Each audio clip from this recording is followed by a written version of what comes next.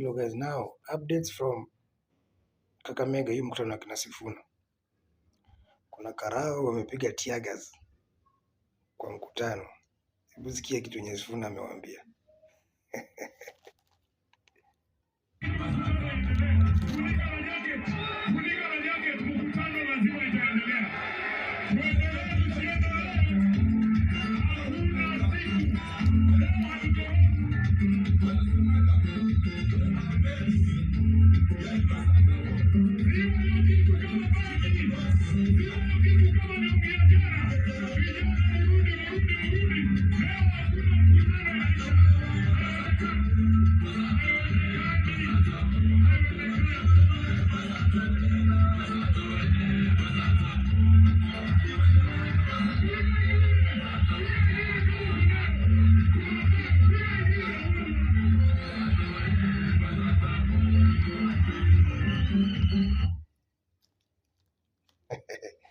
Nasikia hiyo?